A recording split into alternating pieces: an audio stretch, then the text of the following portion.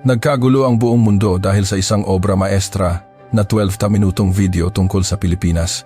Ngayon, nagkakagulo ang buong Vietnam. Isang dokumentaryo tungkol sa Pilipinas na ipinalabas sa VTV, ang pambansang broadcaster ng Vietnam, ay nakapagtala ng hindi pa naririnig na ratings at bumaha ang mga komentong tulad ng, "Ganito ba talaga ang Pilipinas? Kailangan nating magbago at matuto." Nagdulot ito ng malaking pagkabigla sa buong bansa. Higit pa rito, ang pangyayaring ito ay ibinalita ng mga pangunahing news agencies sa buong mundo na pumukaw sa pandaigdigang atensyon. Ang simula ng dambuhalang alon na ito ay walang iba kundi isang 20 minutong video, isang simpleng proyekto ng isang ordinaryong estudyante sa kolehiyo. Ano nga ba ang nilalaman ng 12 minutong iyon na yumanig sa isang buong bansa? Ang tunay na mukha ng Pilipinas na nasaksihan ng isang babaeng estudyanteng Vietnamese, ang Vietnam, na yumukod sa katotohanan iyon. Ngayon, magsisimula na ang kuwentong tila isang himala. Bago iyan, ang pag-subscribe at pag-like sa aming channel ay malaking tulong upang makagawa kami ng mas magagandang video. At pakiiwan ng komento kung saan kayo nanonood. Lagi kaming umaasa na swertehin kayo. Magandang araw. Ako si Lin, nakatira sa Hanoi, Vietnam. Isa akong third-year media studies student sa Hanoi National University. Namuhay ako bilang isang ordinaryong estudyante. Ngunit ilang araw lang ang nakalipas, tuluyan nang nagbago ang buhay ko. Isang video project na ginawa ko ang nagpabago sa buong Vietnam. Palagay ko, mga 3:00 ng hapon iyon, ng Huwebes. Nasa library ako at gumagawa ng ibang takdang aralin nang mag-umpisang mag-vibrate ang cellphone ko. Sa una, inisip kong hindi ito mahalaga. Ngunit nang makita ko ang mensahe mula sa aking ina, nabitawan ko ang hawak kong lapis.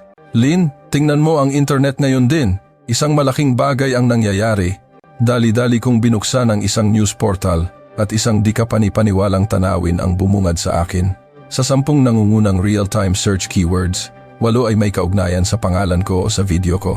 Mga salitang tulad ng estudyanteng si Lin, katotohanan sa Pilipinas, pahayag na sumisira sa prehuwisyo, ay nakahanay.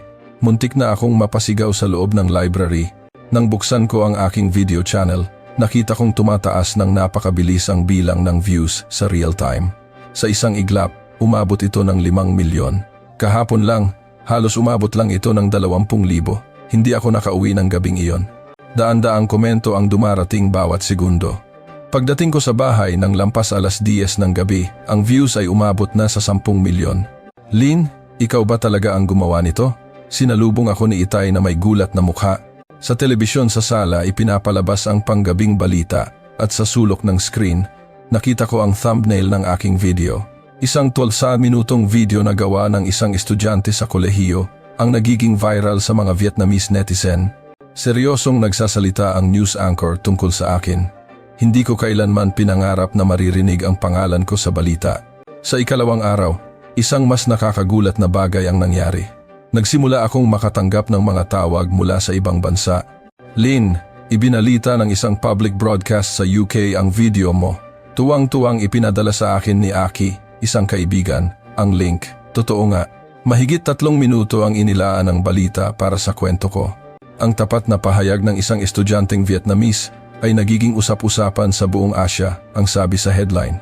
Sinabi rin ng mga kaibigan ko na binanggit ang video ko sa isang sikat na American news agency at isang pahayagan sa France. Ang pinaka-nakagulat ay ang reaksyon ng mga Vietnamese. Sa comment section, nagsimulang magsulat ng taos-pusong mga mensahe ang mga taong nasa edad 60 at 70. Nahihiya ako sa tapang ng batang ito. Buong buhay akong namuhay sa maling akala. Nagpapasalamat ako na nalaman ko ang katotohanan ngayon. Sa susunod na taon, siguradong pupunta ako sa Pilipinas. Hindi natin dapat ipasa ang ating mga maling akala sa susunod na henerasyon. Libu-libong ganitong komento ang dumating sa isang araw. Sa isang social media site, naging #1 trending ang hashtag na itigilang prehuwisyo. Sa ikatlong araw, mga tawag na hindi ko inaasahan ang nagsimulang bumaha. "Lin, kami po ay mula sa isang sikat na bookstore. Nais naming magtayo ng isang section para sa mga aklat tungkol sa Pilipinas. Maaari mo bang irekomenda ang mga aklat na nabanggit sa iyong video?" "Hello, kami po ay mula sa isang kilalang publishing house. Kung interesado po kayong maglathala ng libro, tumatawag po kami mula sa Vietnam Tourism Association. Maaari po ba kaming humingi ng tulong sa pagpaplano ng mga tour package papuntang Pilipinas? Daan-daang tawag ang dumating sa isang araw. Mula sa mga broadcast station, publisher, travel agency, at maging sa mga ahensya ng gobyerno. Ang pinakagulat ko ay ang tawag mula sa universidad. Ang propesor na nagbigay sa akin ng mababang marka ay tumawag. Lynn, pumunta ka sa opisina ko. Kakaiba ang tono ng kanyang boses. Pagpasok ko sa opisina, pinapanood niya ang video ko sa monitor. Lynn, nagkamali ako ng malaki. Ngayon ko lang napagtanto matapos panoorin muli ang video na ito. Isang tunay na media analysis ang ginawa mo. Akala ko noong una ay personal na sanaysay lang, ngunit isa pala itong perpektong pagsusuri sa pagkakaiba ng prehuwisyong nilikha ng media at ng katotohanan. Babaguhin ko ang grado mo sa A+ at irerekomenda ko ang proyektong ito bilang pinakamahusay na gawa ngayong taon. Hindi lang iyon. Ang mga kaibigan kong umiiwas sa akin ay isa-isang nagsimulang lumapit. Lynn, pasensya na. Tama ka pala. Mukhang mayroon din kaming mga prehuwisyo. Tara, kumain tayo ng pagkaing Pinoy? Pati ang aking ama na nooy laging nag-aalala ay tuluyan nang nagbago. Lynn, ipinagmamalaki ka ni Itay. Gumawa ka ng isang matapang na bagay. Iyon ang sinabi niya habang tinatapik ang balikat ko. Lahat ng pagbabagong ito ay nangyari sa loob lamang ng isang linggo. Ang maliit na video na ginawa ko ay nagpagalaw sa buong lipunan ng Vietnam. Isang bagay na mahirap paniwalaan. Ngunit sa tingin ko, hindi ito lahat nagkataon lamang. Sa totoo lang, may mahabang paglalakbay din ako bago nangyari ang pagbabagong ito sa akin. Hanggang kamakailan lang, hindi ako gaanong naiiba sa ibang mga Vietnamese o baka mas malala pa. Gusto kong ibahagi sa inyo kung paano ako nakagawa ng ganitong video. Nagsimula ang lahat sa isang takdang aralin sa isang semestre. May dahilan kung bakit ko nagawa ang video na iyon. Kapag inaalala ko ang sarili ko ilang buwan na ang nakalipas, nakakahiya talaga. Namuhay ako sa ilusyon na nauunawaan ko ng tama ang mundo. Ganoon na rin ang kapaligiran sa aming tahanan. Tuwing gabi, habang nanonood ng balita ang aking lolo, lagi niyang sinasabi, talaga namang ang sining ng Vietnam ang pinakamahusay sa mundo. Tingnan mo kung gaano kalalim ang kaluluwa ng ating panitikan at musika. Lumaki akong natural na tinatanggap ang mga salitang iyon. Akala ko, iyon ang katotohanan. Ang aming pamilya ay itinuturing ang kulturang popular ng Pilipinas tulad ng mga teleserye bilang mababaw at pambata lamang. Kapag may palabas na Pinoy sa TV, nililipat ito ni Itay. Hay nako, pambata na naman ang palabas. Dahil doon, natural na naging ganoon din ang pananaw ko. Pagpasok ko sa kolehiyo, ganoon pa rin. Kapag nakikipag-usap sa mga kaibigan, lagi akong kritikal sa kultura ng Pilipinas. Sikat daw ang OPM Original Filipino Music ngayon, pero parang puro lang kopya at mababaw.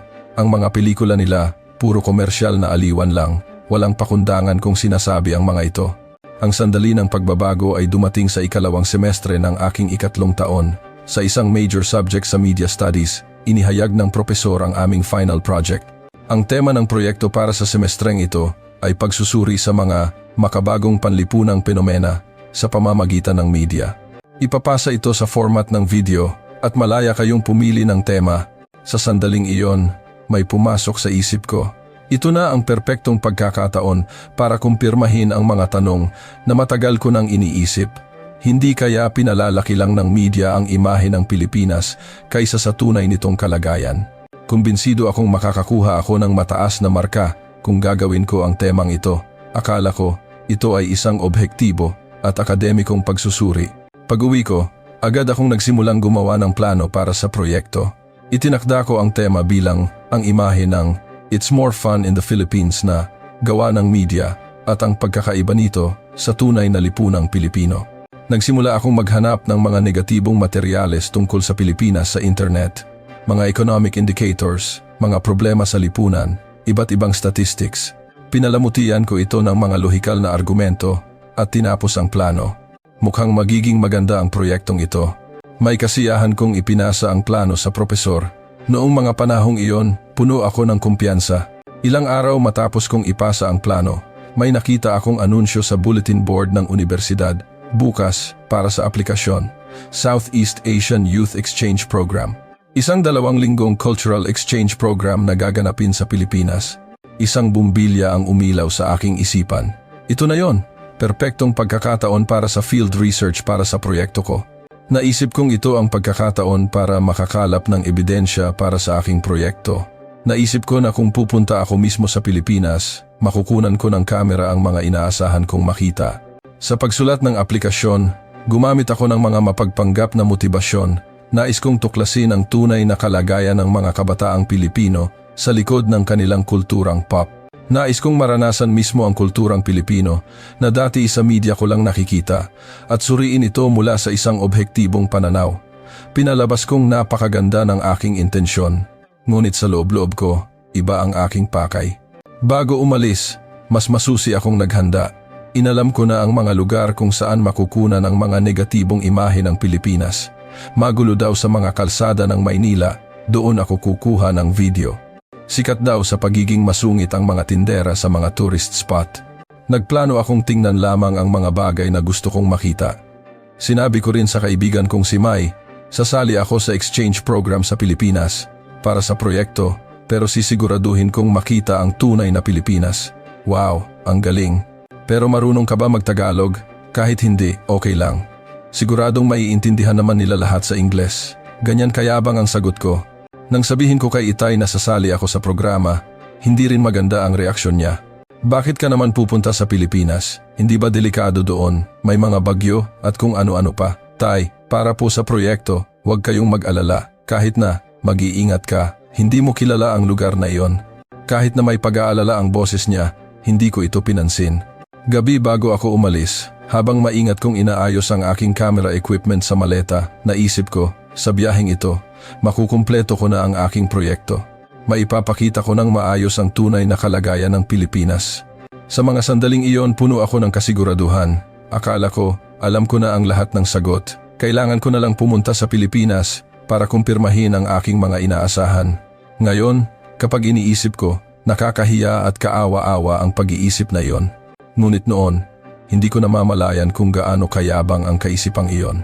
Isang taong puno ng prehuwisyo, naglakbay ako patungong Pilipinas, hindi para hanapin ang katotohanan, kundi para kumpirmahin ang aking mga maling akala. At sakay ng eroplano, armado ng prehuwisyo, ipinagkatiwala ko ang aking sarili. Sa loob ng mahigit 4 na oras, walang tigil kong binalangkas sa isip ko ang plano sa pagkuha ng video. Mga taong walang ekspresyon, magulong kapaligiran, isang atmosperang walang kaluluwa. Iyon ang mga bagay na kailangan kong makuha. Ngunit pagtapak ko sa Ninoy Aquino International Airport, may naramdaman akong kakaiba. Ang inaasahan kong magulong eksena ay wala. Sa halip, lahat ay di kapani-paniwalang tahimik at organisado. Kahit pagod sa mahabang biyahe, nakapagtatakang walang iritableng tao. Sa Vietnam, siguradong mas maingay. Sa harap ng immigration, nasaksihan ko ang isang kamanghamanghang tanawin. Ang mga staff ay magalang na yumuyukod at binabati ang bawat isa ng "Welcome to the Philippines, ma'am," na may ngiti. Para kang nasa isang mamahaling hotel. Ano to? Pagkatapos noon, perpektong nakaayos ang mga pila at lahat ay tahimik na naghihintay ng kanilang pagkakataon. Nasa pila ako para sa mga dayuhan. At nang kunin ng immigration officer ang passport ko, ngumiti siya at sinabing, "Welcome to the Philippines. Enjoy your stay." Mas magalang at mas mabilis kaysa sa airport ng Vietnam. Ayaw kong aminin, pero iyon ang tapat kong naramdaman. Sa baggage claim, muli akong nagtaka. Paglabas ko mula sa immigration, ang aking maleta ay naibaba na mula sa conveyor belt at maayos na inihanay ng isang staff. Nang tingnan ko ang relo, 20 minuto pa lang ang nakalipas mula nang lumapag ang eroplano. Sa Vietnam, karaniwang naghihintay ng hindi bababa sa 1 oras. Dito, handa na ang bagahe ko bago pa man ako dumating. Napakahusay ng kanilang sistema. May mali ba? Hindi dapat ganito. Paulit-ulit kong itinatanggi sa isip ko, ngunit malinaw ang katotohanan sa harap ko. Pagsakay ko ng tren, ang loob ay di kapani-paniwalang tahimik at malinis. Walang nagsisigawan, walang nakikipag-usap sa telepono. Sa labas ng bintana, makikita ang maayos na tanawin ng mga probinsya at organisadong mga lungsod. "Ma'am, may free wifi po dito," sabi ng isang mabait na taong katabi ko. Nang subukan ko, napakabilis ng koneksyon. Mas stable pa kaysa sa ginagamit ko sa Hanoi. Nagtaka ako at nag-message sa aking mga magulang. "Lin, nakarating ka na? Totoo pala na maganda ang internet sa Pilipinas," agad na reply ni inay. "Na makakapag-message ka ng maayos sa tren, mas moderno pa kaysa sa Vietnam." Dumating din ang message ni Itay. Ayaw kong aminin, pero totoo. Pagpasok sa Metro Manila, habang pinagmamasdan ang tanawin sa labas, iba ito sa inaasahan kong masikip na konkretong gubat. Ang mga matataas na gusali ay maayos na nakatayo, at ang lungsod ay nakakagulat na malinis. Mas maganda pala ang lungsod kaysa sa inaasahan ko. Pagbaba ko sa istasyon, nalito ako kung paano bumili ng beep card sa ticket machine. Agad na lumapit ang isang station guard at napakabait na itinuro sa akin kung paano. Isang card lang po ito ma'am, pwede na sa tren, bus at pambayad sa convenience store. Napaka-convenient po. Talaga po? Wow, napakadali nga. Sa Vietnam, kailangan ng iba't ibang paraan para sa bawat layunin. Pero dito, isang card lang, solve na lahat. Habang papunta sa hotel, humanga ako sa itsura ng lungsod. Ang mga tao ay magagalang at ang mga staff sa tindahan ay laging nakangiti. Wala akong nakitang mga taong malamig at walang ekspresyon na inaasahan ko. Pagdating sa hotel at pag-check-in, kinausap ako ng front desk staff sa matatas na Ingles. Welcome po! Galing po kayo sa Vietnam? Enjoy your stay po! Wow, ang galing ninyong mag-Ingles. Salamat po. Marami po kasing dayuhang bisita kaya nagsikap po akong mag-aral.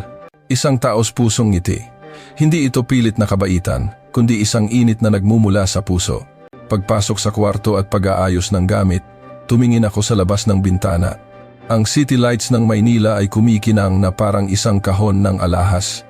Mas romantiko kaysa sa aking inaasahan. Umupo ako sa kama at binalikan ang buong araw. Ang imahe ng Pilipinas na nakita ko mula airport hanggang hotel ay napakalayo sa aking inaasahan. Akala ko ay kritikal at masikip, ngunit mas sistematiko at komportable pa ito kaysa sa Vietnam. Akala ko ay malamig at walang ekspresyon ang mga tao, ngunit lahat ay mababait. Hindi dapat ganito, may mali. Paulit-ulit na bumulong ang pagdududa sa isip ko. Hindi ko kayang baguhin sa isang araw ang prehuwisyong matagal kong pinanghawakan. Pakitang tao lang yan. Ang mahalaga ay ang kaluluwa ng mga tao at ng kultura. Sa mga susunod na araw, makikita ko rin ang inaasahan kong makita. Ganoon ko kinukumbinsi ang sarili ko para protektahan ang aking mga paniniwala. Ngunit sa isang sulok ng aking puso, isang maliit na bitak na ang nagsisimulang lumitaw. Hindi ko pa alam kung gaano ito lalaki. Kinabukasan, sa lobby ng hotel, habang tinitingnan ang gabay para sa exchange program, nakaramdam ako ng kaba at pananabik. Sa loob ng 2 linggo, makikipag-ugnayan ako sa mga estudyanteng Pilipino at sa huli, magkakaroon kami ng presentasyon tungkol sa kinabukasan ng kulturang Asyano. Para sa akin, ito ang perpektong pagkakataon para makakalap ng materyales para sa aking proyekto. Pagdating ko sa exchange center sa Maynila, may pagdududa pa rin sa isang sulok ng aking isip. Makikita ko na ang tunay nilang anyo. Mayroon akong mayabang na kumpiyansa. Ngunit nang pumasok ang mga estudyanteng Pilipino, may naramdaman akong kakaiba. Hindi sila formal at seryoso tulad ng inaasahan ko. Isang natural at payapang enerhiya ang pumuno sa silid. Hi, ako si Paulo, International Studies major mula sa Ateneo de Manila. Ang estudyanteng umupo sa tabi ko ay bumati sa akin sa Vietnamese. Nagulat ako sa natural niyang pagbigkas. Wow, ang galing mong mag-Vietnamese.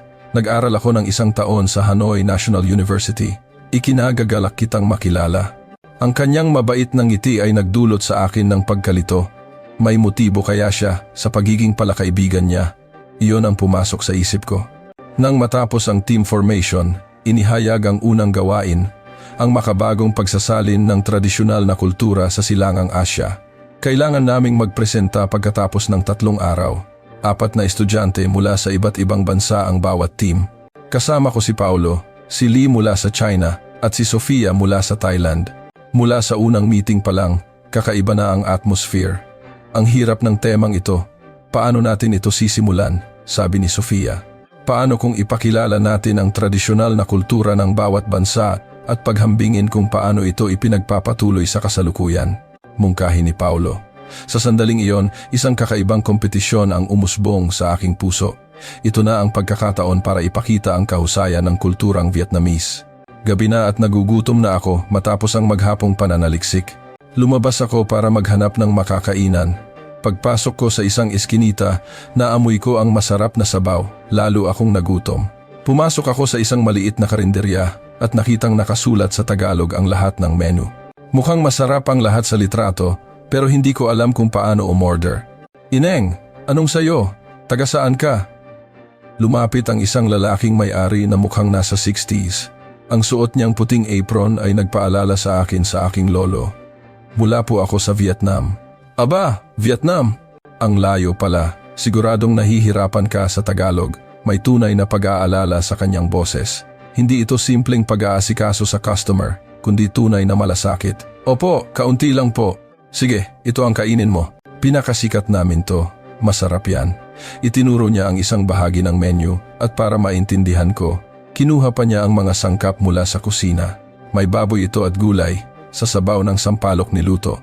Habang nakikinig sa kanyang paliwanag, naramdaman kong uminit ang isang sulok ng aking puso. Ngunit kasabay nito, may bumubulong sa isip ko. Mabait lang yan dahil dayuhan ka. Nang dumating ang sinigang, napakasarap nito. Maaasim ang sabaw, malambot ang karne. Bawat subo ko nakikita kong masayang nakatingin sa akin ang may-ari mula sa malayo. Halos maubos ko na nang magdala siya ng isa pang maliit na mangkok. Ito, libre lang, saging konyelo. Ang lakas mong kumain, ineng. Naku, magkano po ang dagdag? Wag na, kainin mo na lang. Gusto kong matikman ng isang estudyanteng galing Vietnam ang masarap na pagkain ng bansa namin. Sa sandaling iyon, parang may bumara sa lalamunan ko. Walang kondisyon, purong kabaitan. Ngunit matibay pa rin ang pader sa aking puso. Nangyayari kahit saan ang ganito, hindi ito espesyal. 2 araw makalipas, habang nag-aayos ng mga materyales para sa team project sa isang coffee shop, nakakalat sa mesa ang mga dokumento tungkol sa tradisyonal na kultura ng bawat bansa. Sa laptop screen, naroon ang isang papel tungkol sa kadakilaan ng panitikang Vietnamese. Habang abala sa pag-type, gabi na pala, 7:00 na, nagmamadali akong umalis. Ngunit pagdating sa dorm, napansin kong wala ang cellphone ko. Kinabahan ako. Nandoon lahat, mula sa contact ng pamilya ko hanggang sa mga file para sa proyekto. Pinagpawisan ako ng malamig. Tinakbo ko pabalik ang coffee shop, halos sumabog ang dibdib ko, siguradong nawala na yon. Narinig kong mahirap nang mahanap ang cellphone kapag nawala sa Pilipinas. Binuksan ko ang pinto. At ang barista ay ngumiti sa akin. May naiwan po kayo, ma'am? Opo. Baka may nakita kayong smartphone? Nanginginig ang boses ko. Inaasahan po naming babalik kayo, kaya itinago po namin ng maayos dito sa cashier. Kinuha niya ang cellphone ko mula sa ilalim ng counter at maingat na iniabot sa akin. Maraming salamat po. Paano niyo po nalaman na sa akin ito? Natandaan ko po kayo kasi dayuhan po kayo. Nakita ko po ito noong nililinis ko ang mesa. Gusto ko po sanang magbigay ng pabuya. Kukunin ko na sana ang wallet ko nang iwinagayway niya ang kanyang kamay. Naku, wag na po. Trabaho po namin yan. Masaya po kaming naibalik sa inyo ng ligtas. Sa sandaling iyon, uminit ang dibdib ko. Sa Vietnam, siguradong hindi ko ito mahahanap agad. Dito, napaka-natural na itinago nila ito para sa akin. Kinabukasan, para sa paghahanda sa presentasyon, magdamag kaming nakatutok sa computer. Masakit na ang leeg namin at gutom na kami. Hindi pa ba kayo nagugutom? Tanong ko. Tumango si Paolo. Gutom na rin ako. Bili kaya ako ng pagkain sa convenience store? Sige, ako na ang magbabayad. Iwinagayway ni Paolo ang kamay. Wag na. Sa ganitong pagkakataon, dapat sama-sama tayo. Para ganahan tayo. Pero dayuhan ako. Ano naman ngayon, magkaka-team tayo, di ba? Sumang-ayon din ang iba. Para sa akin na sanay sa individualismo, bago ito. Habang kumakain ng pagkain mula sa convenience store, naramdaman ko ang kanilang natural na pag-aalaga. Nang makita nilang nahihirapan akong gumamit ng kutsara at tinidor, binigyan nila ako ng isa pang set. Inalala nila kung ano ang gusto kong kainin. Para kaming isang tunay na pamilya. Ngunit sa kaibuturan ng aking puso, may pagdududa pa rin. Totoo kaya ang kabaitang ito? Totoo bang ganito sila kababait? Hindi ko basta-basta maiwanan ang matagal ko ng prehuwisyo. Sa mga sumunod na araw, patuloy na nagulo ang isip ko. Bawat bagong karanasan ay unti-unting yumayanig sa aking mga paniniwala. Isang araw, bumisita kami sa Intramuros. Dinala kami ng tour guide sa harap ng San Agustin Church, kung saan tahimik na tumatama ang sikat ng araw sa mga lumang pader na bato na nagbibigay liwanag sa disenyo nito. Ito ang San Agustin Church, isa sa mga pinakamatandang simbahan sa Pilipinas. Simbolo ng katatagan ng pananampalatayang Pilipino. Nagsimula ang paliwanag ng guide, ngunit lumapit si Paolo sa akin. Ling, alam mo, kahanga-hanga to. Hindi lang ito basta simbahan, may pilosopiya ng katatagan ito. Pilosopiya? Talaga? Humina ang boses ko. Hindi ko inakalang may pilosopiya sa isang gusali. Oo, mula sa mga guhong ito, makikita mo ang diwa ng pagbangon. Sa kabila ng mga digmaan at kalamidad, nananatili itong nakatayo. Habang tinitingnan ang seryosong mukha ni Paulo, bumigat ang dibdib ko. Ngunit sa isip ko, may sumisigaw. Ang mga templo sa Vietnam, may malalim ding espiritualidad. Iba lang ang paraan ng pagpapahayag. Ngunit kahit anong isip ko, parang hindi matatalo ang lakas ng katahimikang ito. Ang pagbisita sa National Museum ay isa ring pagkabigla. Pagpasok na amoy ko agad ang amoy ng lumang kahoy at kasaysayan. Welcome, mga estudyante mula sa Vietnam, bati sa amin ng isang matandang curator. Ang mga kulubot sa kanyang kamay ay bakas ng mahabang taon ng serbisyo. Ipapaliwanag ko sa inyo ang tungkol sa mga manunggul jar. Siguradong mamamangha kayo. Dinala niya kami sa isang seksyon na nagpapakita ng proseso ng paggawa ng mga sinaunang banga. Tingnan ninyo ito. Ang bangang ito ay hindi basta-basta ginawa. Ipinakita niya ang isang replika. Sa isang takip nito, nakaukit ang daan-daang taon ng karunungan. Kaya naman kahit 1,000 taon na ang lumipas, buo pa rin ito. Talaga po, hindi ko na malayang napasinghap ako. Isa ito sa pinakamahalagang artifact sa bansa. Ang disenyo nito ay kinikilala bilang National Treasure. Sa sandaling iyon, parang nablangko ang isip ko. Ang mga cultural heritage ng Vietnam ay kadalasang enggrande at makapangyarihan, pero hindi ko akalain na may ganito kapino at kalalim sa Pilipinas. At hindi lang ito basta banga. Ito ay kultura mismo na sumuporta sa buhay ng mga tao at nagpayaman sa kanilang puso. May pagmamalaki sa boses ng curator. Uminit ang dibdib ko. Kasabay nito, may narinig akong bumagsak sa loob ko. Ngunit hindi ko pa rin isinusuko ang huling depensa.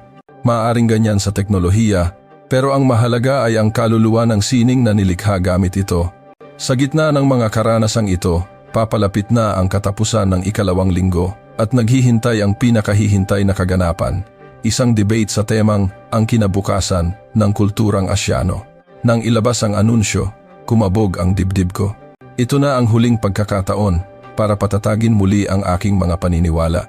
Nang magtipon kami sa meeting room ng Vietnamese team, mukhang puno kami ng kumpiyansa. Sa wakas, may papakita na natin ang tunay na lalim ng ating kultura, sabi ng isa, ngunit walang kasiguraduhan sa kanyang boses. Lahat kami ay may naranasan sa nakaraang linggo. Sikat daw ang Pilipinas sa mga teleserye at K-pop influence, pero mayroon tayong panitikan ng Nguyen Du. Ang mga salita ng isa pa ay wala na ring dating bigat. Ako ay mas desperado. Kailangan nating manalo ngayon. Ipakita natin kung ano ang tunay na kaluluwa ng sining. Ipinanukala namin ang temang ang dakilang kaluluwa ng Vietnam, ang lalim ng panitikan at musika. Ipinaglaban namin ang espiritual na lalim ng kulturang Vietnamese. Ang mga pilosopikal na tanong sa The Tale of Kyo, ang sidhi ng damdamin sa tradisyonal na musikang Vietnamese. Hindi ito basta-basta nagagawa, may diin kong sinabi. Tama, ang mga pop songs at pelikula ay komersyal lang. Tayo, tunay na kulturang espiritual ang pag-uusapan. Ngunit sa loob-loob ko, kinakabahan ako. Ang lakas ng Pilipinas na nakita ko sa nakaraang linggo ay bumabagabag sa akin. Habang naghahanda, hindi namin maiwasang isipin ang Filipino team. Nakita namin silang nag-edit ng video sa malayo. Ano kaya ang inihahanda nila? Bulong ng isang kasama. Mukhang video, pero hindi siguro kasing lalim ng sa atin. Kahit sinasabi iyon, kumakabog ang dibdib ko. Gabi bago ang presentasyon, nagkasalubong kami ni Paulo. Inaabangan ko ang presentasyon ninyo bukas, Lin. Ang kanyang mahinahong ngiti ay lalong nagpagulo sa isip ko. Ano ang inihanda ninyo, Paulo? Sikreto, makikita ninyo bukas. Ang kanyang mapaglarong ngiti ay nagbigay sa akin ng kakaibang kutob. Mukhang may inihahanda silang malaki. Nang gabing iyon, hindi ako makatulog. Ang mga karanasan ko sa nakaraang linggo ay parang isang panorama sa aking isipan. Ang San Agustin Church, ang Manunggul Jar. Hindi, mga nakaraan na yan. Iba na ang antas ng kultura ngayon. Pinapalakas ko ang loob ko, ngunit hindi nawala ang kaba. Para bang malapit ng gumuho ang huling pader. Kinabukasan, pagpasok sa venue, kumabog ang dibdib ko. Puno ng mga estudyante ang malaking auditorium. Sa entablado, may isang malaking screen. Ang mga hurado, mga eksperto sa kultura mula sa iba't ibang bansa, ay seryosong nakaupo. Huwag kang kabahan, bulong ng kasama ko. Okay lang. Perpekto ang paghahanda natin. Sinabi ko rin iyon, ngunit pinagpapawisan ang aking palad. Ikatlo ang Vietnamese team. Maayos naming ipinahayag ang aming inihanda. Ang lalim ng kaluluwa ng tao sa panitikan, ang sidhi ng musika, ang sining ng water puppetry. Ang diwa ng kulturang Vietnamese ay nasa paghahanap ng kaligtasan ng kaluluwa sa gitna ng pagdurusa. Seryosong sabi ng kasama ko, ang sining na hinubog ng daan-daang taon ng kasaysayan ay may bigat na hindi matatagpuan kahit saan. May kumpiyansang sabi ng isa pa. Nang matapos, may magalang na palakpakan. Hindi masama, gumaan ang loob ko. Magaling, sapat na to para makakuha ng magandang marka. Ngunit nang turn na ng Filipino team, nagbago ang lahat. Umakyat si Paolo sa entablado na may ngiti, ngunit may kakaibang enerhiya sa ngiti niya. Magandang umaga po, kami ang Team Pilipinas. Umalingaw-ngaw ang boses niya. Ngayon, pag-uusapan natin ang bagong siklo ng kultura. Biglang may lumabas na video sa screen, isang eksena mula sa isang animated film. Tingnan ninyo ito, itinuro ni Paolo ang screen. Ang mga tradisyonal na disenyo ng ating mga katutubo ay nagbibigay inspirasyon sa mga modernong animator na nakikipagkumpetensya sa buong mundo. Ngunit ang mas nakakagulat ay ang sumunod. Nagbago ang screen at lumabas ang isang eksena mula sa isang Hollywood sci-fi movie. Kilala na ang katotohanan na ang mga direktor nito ay kumuha ng inspirasyon mula sa Filipino martial arts na arnis. Mula Star Wars hanggang Avatar, ang mga obra maestra ng mundo ay kumukuha ng sustansya mula sa pop culture at tradisyonal na kultura ng Pilipinas para lumikha ng bagong kwento. Napatanga ako, hindi ko kailanman inisip sa ganoong paraan. Ngunit may mas interesante pa. Ngayon, isang video game na may magagandang tanawin ng Palawan at Batanes ang lumabas. Dahil sa larong ito, dumami ang mga turista na bumibisita sa mga lugar na ito. Sa screen, makikita ang mga dayuhang namamangha sa El Nido at Vigan. Ayon sa isang business magazine, dahil sa laro, biglang sumigla ang turismo sa mga probinsya. Totoo nga, sa screen, makikita ang maliliit na bayan na dinarayo ng mga turista at ang music ng laro ay tinutugtog na ng mga orkestra sa buong mundo. Sa isang engrandeng concert hall, tinutugtog ang theme song ng laro habang nagkakasiyahan ang mga manonood. Sa sandaling iyon, kumabog ang dibdib ko. Ibang-iba ang approach nila sa amin. Ang tunay na halaga ng tradisyonal na kultura ay hindi ang pagtatago nito sa loob ng salamin sa museo. Umalingaw-ngaw ang boses ni Paolo. Nagkakaroon ito ng tunay na buhay kapag ito ay direktang nararanasan, kinagigiliwan at muling nililikha ng mga tao sa kanilang sariling paraan. Sa screen, sunod-sunod na lumabas ang mga kabataan mula sa iba't ibang bansa na nakasuot ng barong Tagalog at barot saya sa mga pista. Mga estudyante sa Paris, mga artist sa New York, mga cosplayer sa Rio, mga batang Brazilian na ginagaya ang sayaw na tinikling, mga kabataang Europeo na nagpapatato ng baybayin, mga Amerikanong nag-aaral ng recipe ng adobo, parang isang montage, lahat ay masaya. Ang tunay na lakas ng kulturang Pilipino ay narito. Ibinuka ni Paolo ang kanyang mga braso. Hindi ito pagpapakita ng isang tapos na produkto, kundi pag-aalok ng isang malaking palaruan kung saan lahat ay maaaring sumali at magsaya. Natahimik ang auditorium, lahat ay nakatutok sa screen. Ang kultura ay isang buhay na organismo.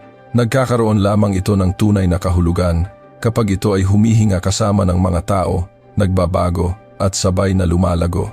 Sa huling eksena, ipinakita ang mga taong nagagalak sa kulturang Pilipino sa iba't ibang paraan na may kasamang madamdaming musika. Nang matapos, sumabog ang auditorium. Isang standing ovation ang umugong na parang kulog. Hindi ako makatayo, nanlambot ang aking mga tuhod. Ano ba ang inihanda natin? Bigla, naramdaman kong ang aming presentasyon ay parang paliwanag sa isang exhibit sa museo. Mabigat, pero luma at malayo. Parang isang bagay na tinitingnan lang mula sa salamin. Samantalang ang presentasyon ng Filipino team ay isang buhay na katotohanan na nangyayari sa sandaling ito.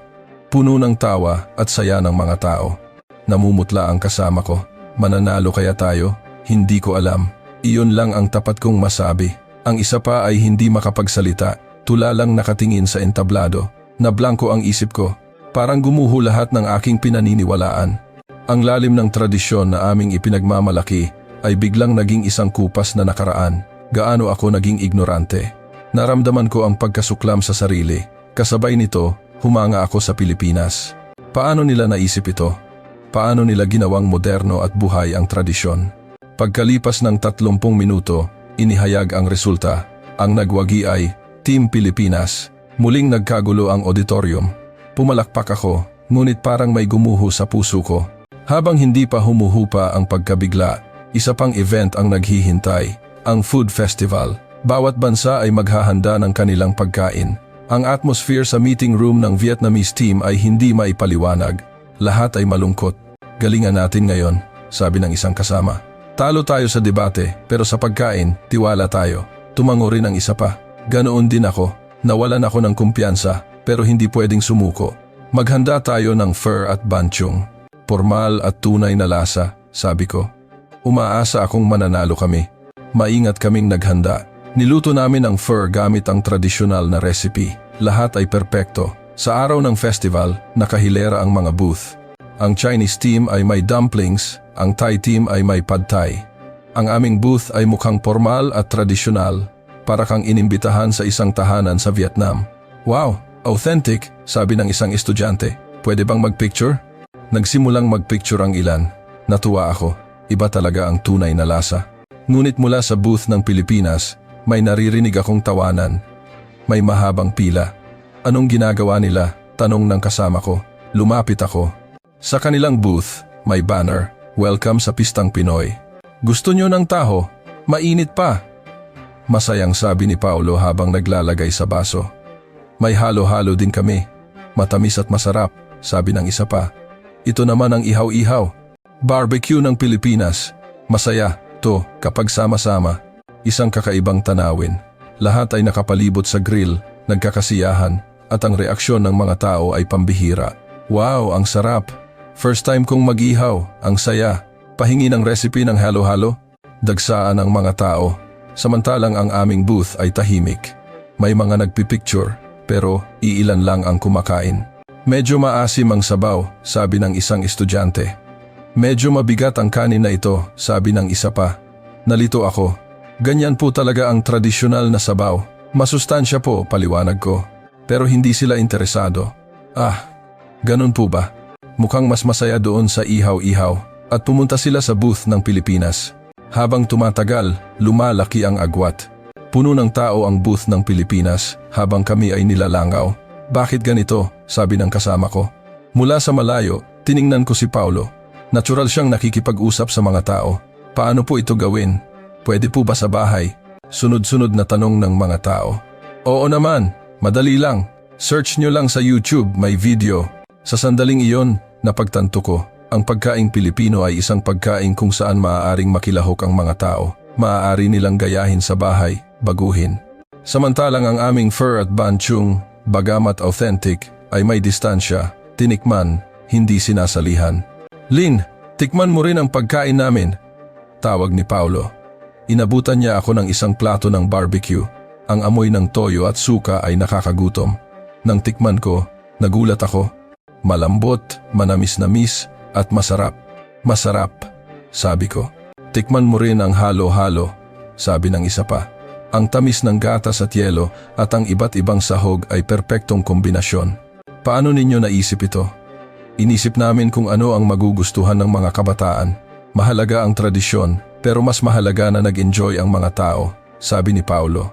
Inihayag ang resulta, ang pinakasikat na booth ay Team Pilipinas. Pumalakpak ako, ngunit magulo ang isip ko. Bakit hindi nila pinili ang sa amin? Habang nagliligpit, napagtanto ko. Ang pagkain namin ay authentic, pero hanggang doon lang. Walang puwang para sa pagsasaya at pakikilahok. Samantalang ang pagkaing Pilipino, bagamat nakabatay sa tradisyon, ay binago para maging accessible sa mga tao ngayon. Kaya natural na nagkaroon ng komunikasyon. Ang tunay na halaga ng kultura ay nasa pagbabahagi. Doon ko nalaman kung gaano kaarogante ang pag-iisip ko sa kahusayan ng aming kultura. At natapos ang lahat ng programa. Sa huling araw, habang nagpapaalaman, napansin kong maraming nakapaligid sa Filipino team. Paulo, pag pumunta ako ng Pilipinas, tatawagan kita. Turuan mo ko gumawa ng halo-halo, ha? Lahat ay naging malapit sa kanila. Lin, kinawayan ako ni Paulo. Picture tayo. Sumama ako sa kanila. Habang nakatingin sa kamera, magulo ang isip ko. 2 linggo lang ang nakalipas, hindi ko ito maiisip. Lin, kumusta ang stay mo sa Pilipinas? Seryosong tanong ni Paulo. Totoo, nagulat ako. Ibang-iba sa alam ko. Anong pinaka nagustuhan mo? Ang mga tao, napakabait, at ang kakayahan nilang lumikha ng bago habang pinapanatili ang tradisyon. Ngumiti si Paulo. Masaya akong marinig.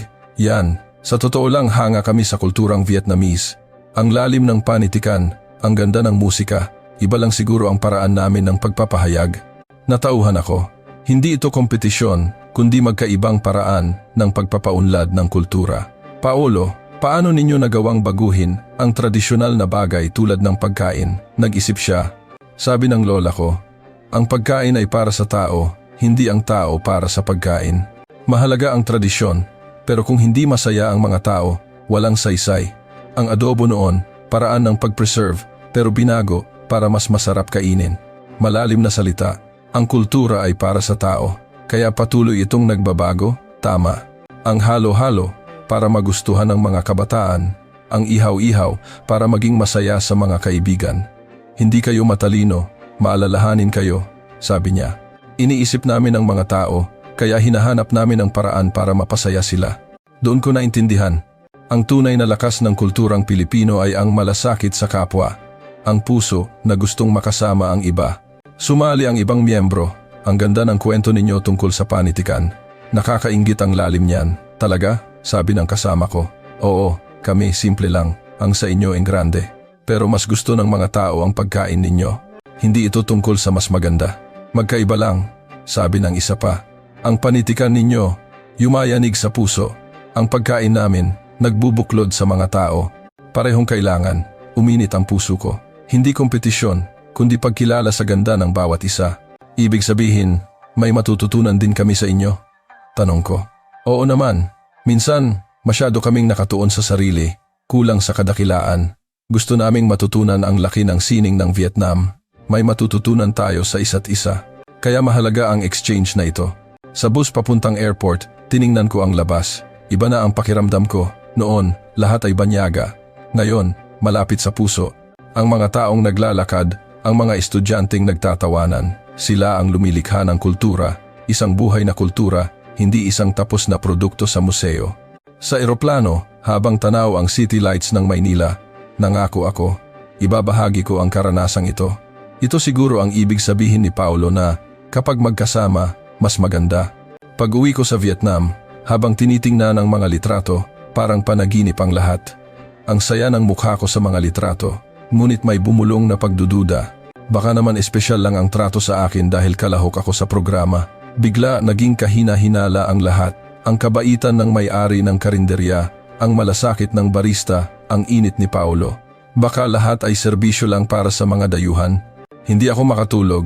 Kung ordinaryong turista lang ako, ganoon din kaya sila. Nang kausapin ko si Mai, sinabi ko ang aking agam-agam. Lin, bakit mo iniisip yan? Kasi masyadong perpekto.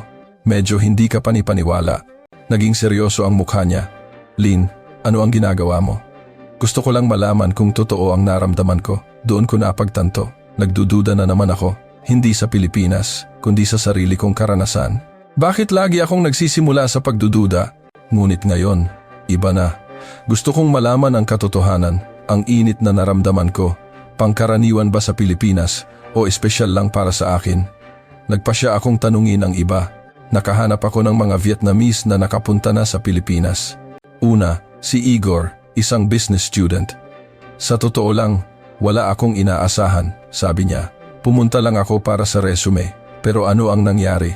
Kabaligtaran. Mula unang araw, nagulat ako, naligaw ako, at isang ordinaryong mama ang lumapit para tulungan ako gamit ang Google Translate. Hindi lang isa, marami sila. May naghatid pa sa akin sa destinasyon ko. Sunod, si Sonia, isang literature student.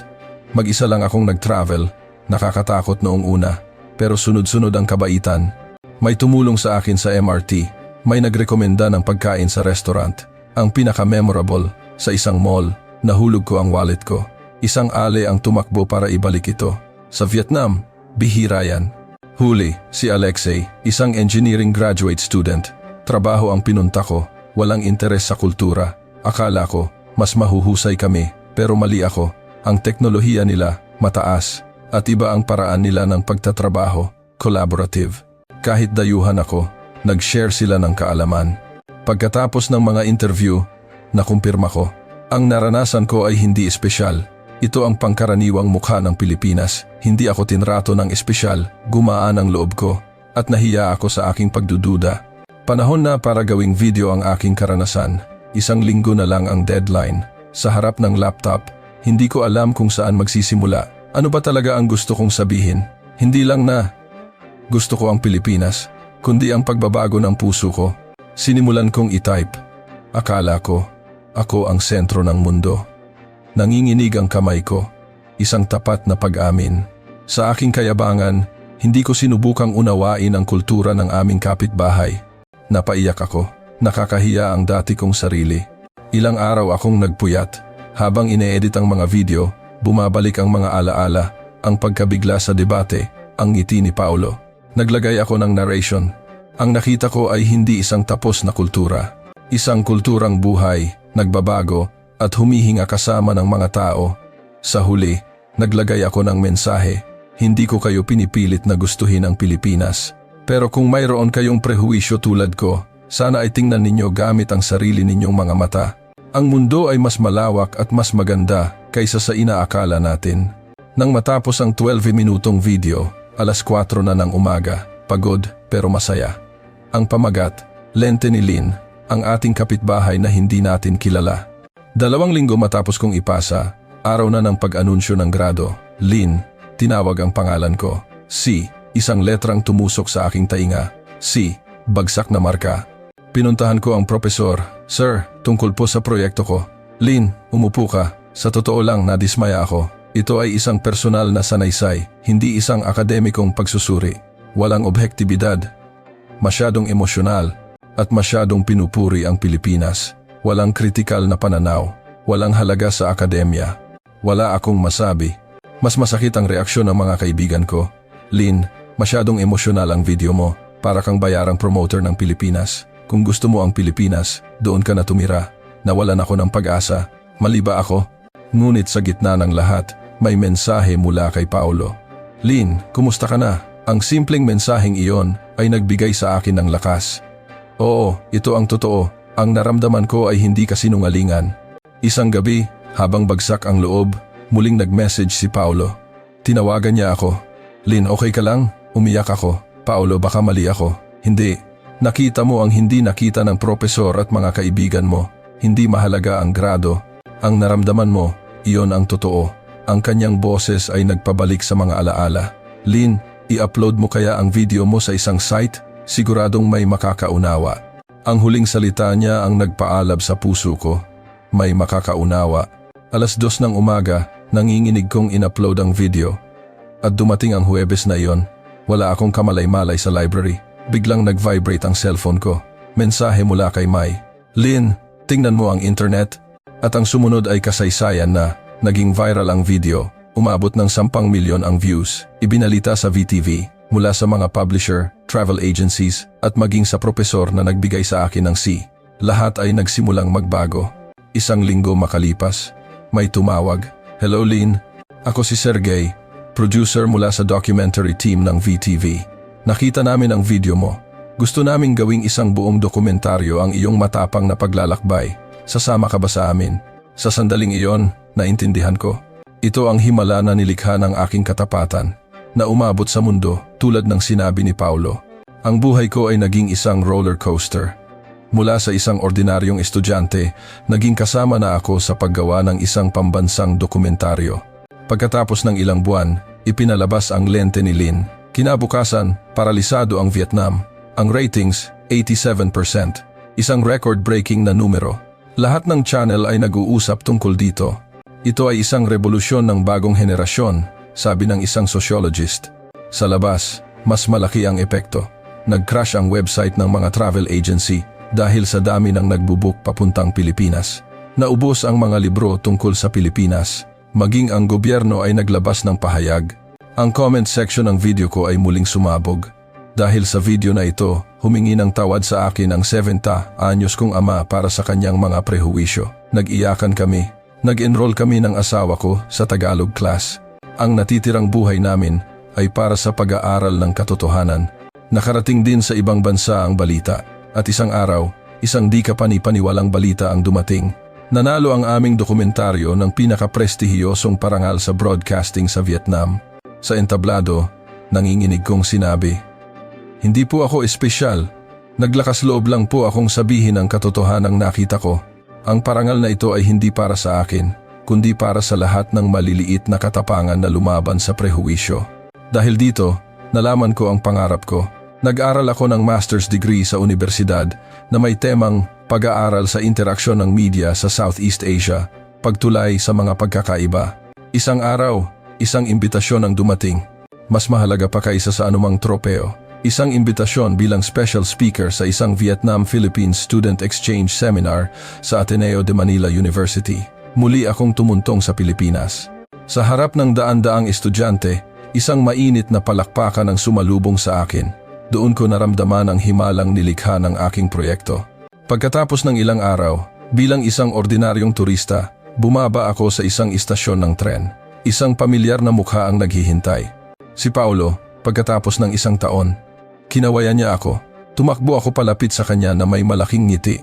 "Ling, kumusta? Ang galing ng speech mo." Ang ngiti niya ay kasing init pa rin ng dati. "Salamat Paulo, long time no see." Tumango siya. "Oo nga, nagulat ako nang makita-kita sa TV. Ang galing ng nagawa mo." Nahiya ako. "Dahil sa iyo yon. Kung hindi mo ako pinakinggan, sumuko na siguro ako." "Hindi, si Lin mismo ang naglakas loob." Nagkatinginan kami at nagtawanan. Habang naglalakad, tiningnan namin ang tanawin ng Maynila. Ang parehong daan na nilakaran ko noon na may matigas na mukha at puno ng prehuwisyo. Ngunit ngayon, ang tanawin ay puno ng init at kabaitan. Sa bansang ito at sa mga taong nagturo sa akin na tingnan ang mundo ng walang maling akala, taos-puso akong nagpapasalamat. Kamusta ang kwento ni Lin? Isang estudyanteng Vietnamese na naglakas loob na harapin ang katotohanan at nagbahagi nito na nagdulot ng pagbabago sa isang buong bansa. Kung naantig kayo sa kwento ngayong araw, mangyaring mag-subscribe at mag-like sa aming channel. Ito ay isang malaking tulong. Mula sa mga piraso ng inspirasyon, maraming salamat.